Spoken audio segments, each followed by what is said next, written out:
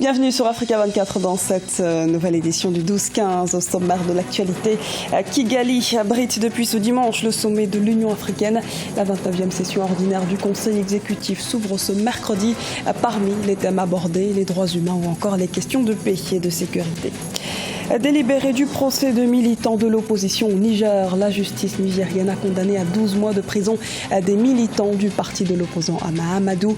Nous y reviendrons plus en détail dans cette édition. Et puis le secteur de la mode angolaise regorge de potentialités, cependant il est sous-exploité. Gloria Silva, styliste, veut combler ce vide et a lancé sa première ligne de vêtements en 2014. Mais d'abord, le président burkinabé Roch Marc Christian Kaboré effectuera sa première visite en Côte d'Ivoire fin juillet, et ce, dans le cadre d'un traité d'amitié et de coopération entre les deux pays. La rencontre se tiendra du 27 au 29 juillet.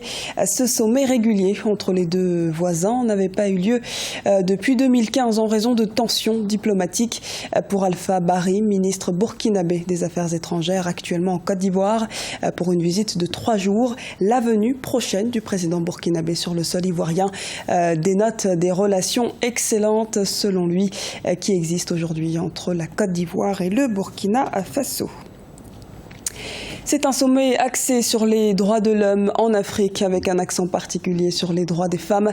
Le continent entend œuvrer pour l'amélioration des droits des femmes sur le continent lors du 27e sommet de l'Union africaine. D'autres sujets s'invitent également dans le débat, comme nous l'explique Thierry Ngangang, l'un de nos envoyés spéciaux au Rwanda, qui a rencontré notamment Smaïl Chergui, commissaire à la paix et à la sécurité de l'Union africaine. Nous sommes avec M. Smaïl Chergui, qui est le commissaire paix et sécurité de l'Union africaine. Merci d'avoir accepté notre invitation. Merci à vous pour cette opportunité. Mais il y a un problème en ce moment en Somalie. On a appris que les Nations Unies veulent réduire les primes des soldats de l'Union africaine. Comment est-ce que vous avez appréhendé ce problème-là? Vous avez raison, c'est une préoccupation d'ordre moral d'abord. Parce qu'à Mogadiscio même, nous avons des forces africaines qui protègent les Nations Unies, qui sont payés à un taux. Nos forces étaient déjà payées plus bas et maintenant on va encore leur réduire 20% de ces salaires. Ça, c'est le fait de l'Union européenne. C'est eux qui payent les salaires, c'était l'arrangement de l'époque. Donc évidemment, nous avons dernièrement réuni un comité militaire qui est composé des chefs d'état-major de tous les pays contributeurs de troupes et nous avons arrêté un nouveau CONOPS, donc qui a été maintenant signé et adopté par notre Conseil de paix et sécurité. L'idée principale, c'était de fixer une date pour l'exit de la MISOM. Donc c'est dans 2 ans. Normalement, à partir d'octobre 2018, nous commençons à réduire nos troupes. Ce qui veut dire que maintenant, nous devons faire un effort gigantesque pour mieux entraîner les forces nationales somaliennes, harmoniser l'entraînement de ces troupes et les équiper et les engager avec nous au quotidien pour que d'ici là, ils pourront prendre leurs responsabilités, la responsabilité de la paix et de la sécurité dans leur pays, au même moment où nous soutenons également le processus politique et nous allons sécuriser la prochaine élection présidentielle et parlementaire. Merci beaucoup, M. Smaïl Chergui. Merci à vous. Et sachez qu'une émission en direct de Kigali vous est également présentée quotidiennement sur Africa 24 par Babilas Boton à partir de 15h30 GMT. L'opposant historique ougandais Kizza Besigye, inculpé pour trahison, a été libéré mardi 12 juillet par un tribunal de Kampala après avoir purgé 2 mois de détention préventive. Le leader de l'opposition ougandaise a été libéré sous caution après avoir déboursé plus de 17 millions de francs CFA, soit 26 500 € pour recouvrer la liberté dans l'attente de son procès. L'actualité judiciaire se poursuit. 7 opposants condamnés à 12 mois de prison au Niger.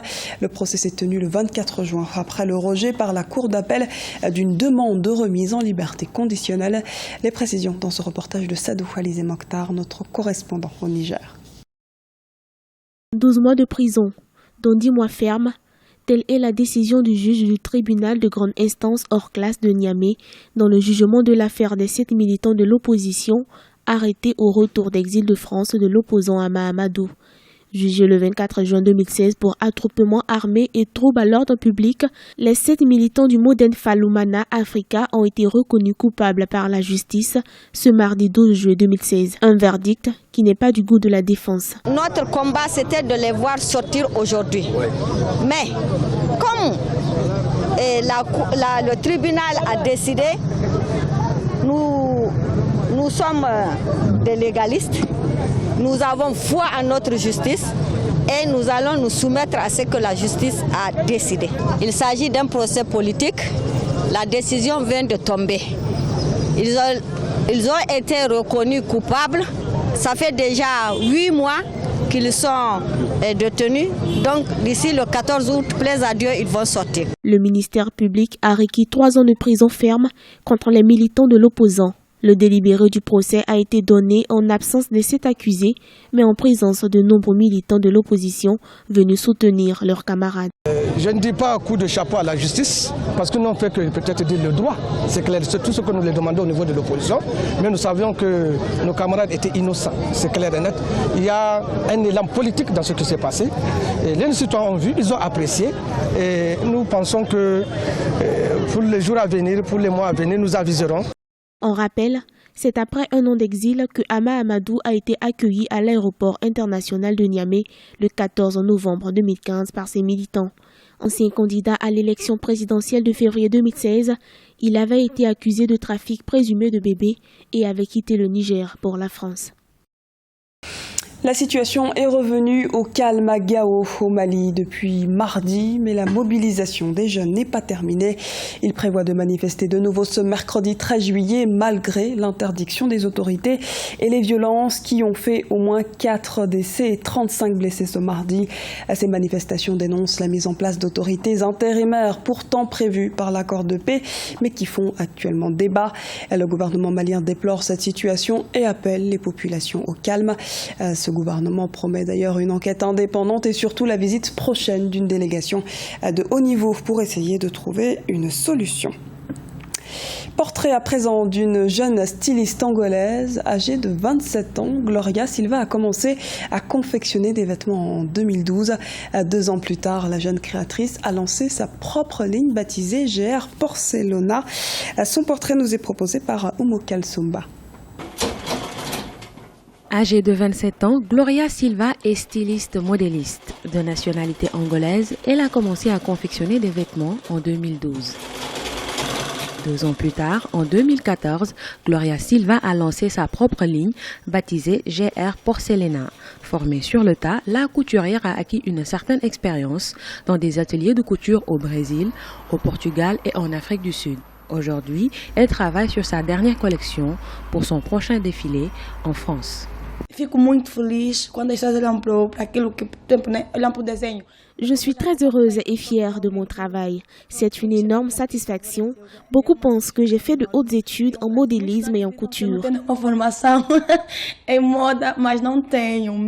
J'ai juste côtoyé de grands couturiers brésiliens, sud-africains et portugais. De plus, la mode, c'est ma passion, c'est ma source d'inspiration. Je participe à des ateliers de mode et de stylisme un peu partout dans le monde. Le secteur de la mode est pourvoyeur d'emplois. En Angola, à travers elle, beaucoup de jeunes sont devenus modélistes, mannequins, photographes, stylistes, designers et promoteurs d'événements. Cependant, les acteurs de la filière préconisent une revitalisation de l'industrie textile en Angola pour une grande contribution à la diversification de l'économie. Le secteur de la mode en Angola regorge de potentialités. Il y a également de jeunes créateurs pétris de talent.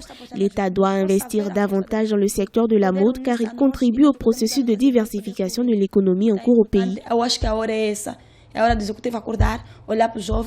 Les créateurs font recours à l'étranger pour les tissus et d'autres matériels pour confectionner leurs œuvres par manque de matières premières dans le marché national.